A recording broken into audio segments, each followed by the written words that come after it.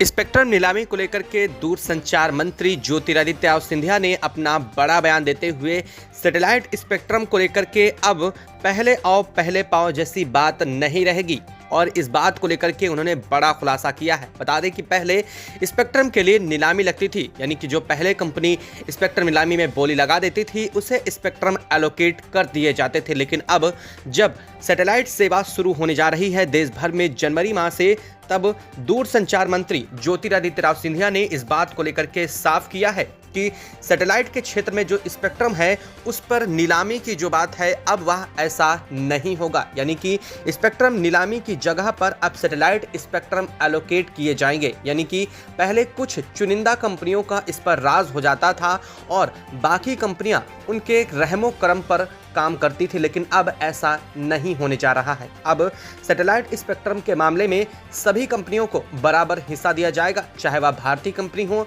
या फिर विदेशी कंपनी भी अगर इसके लिए आती है और वो सभी मानकों को पूरा करती है तो उसे स्पेक्ट्रम की जो आवंटन है वो प्रोवाइड कर दिया जाएगा। इस बात की जानकारी देते हुए उन्होंने कहा है कि इसके लिए अब तक रिलायंस जियो, एयरटेल, साथ ही साथ बीएसएनएल और स्टारलिंक ने एलोकेट किया है और उन्होंने अपने फॉर्म को फिल किया है जिसे उनको अब तक अप्रूवल मिल चुका है। हालांकि और भी कंपनियां हैं, यानी कि अमेजॉन की कुइपर भी भारत आने वाली है और जल्द ही उसको लेकर भी जानकारी मिलने वाली है। बता दें कि जो स्पेक्ट्रम नीलामी की प्रक्रिया थी वो कई सालों बाद चेंज हुई है और इसको लेकर के संसद में भी काफी लंबी बहस चली थी। हालांकि इस बात की जानकारी देते हुए ज्योतिरादित्य सिंधिया जी ने यह भी बताया कि जब अब अगर विदेशों में बात करें या फिर किसी भी विकसित या विकासशील देश में अगर बात करें जहां पर सैटेलाइट सेवाएं शुरू हो चुकी हैं तो वहां पर भी स्पेक्ट्रम नीलामी का कोई भी ऐसा अब बात नहीं रह गई है, यानी कि सभी को स्पेक्ट्रम आवंटन किया जाता है। पहले ऐसा होता था कि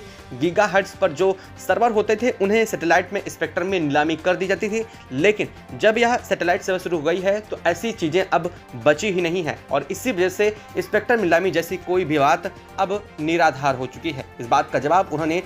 सदन में भी दिया था और इस बात का जवाब अब उन्होंने सारी जनता के समक्ष भी रख दिया है। यानी कि अब जल्द ही देश भर में सैटेलाइट सेवाएं तो शुरू होने जा रही हैं, लेकिन इसमें दुनिया भर की तमाम और कंपनियों को आने का मौका जरूर मिलने वाला है। हालांकि अगर बात करें तो इसका सीधा साधा प्रभाव देश भर के यूजर्स पर पड़ने वाला है और अगर बात करें तो यह प्रभाव यूजर्स के लिए काफ़ी सकारात्मक होने वाला है। वहीं जो टेलीकॉम कंपनियां, प्राइवेट टेलीकॉम कंपनियां हैं, उन्हें कम्पीट करने के लिए और भी दुनिया की कई कंपनियां, दिग्गज कंपनियां कदम रखने वाली हैं। आपको इस बात को सुनकर के कैसा लगा कमेंट बॉक्स में लिख करके ज़रूर बताइएगा। साथ ही वीडियो को लाइक और चैनल को ज़रूर सब्सक्राइब कर लीजिएगा। जय हिंद दोस्तों।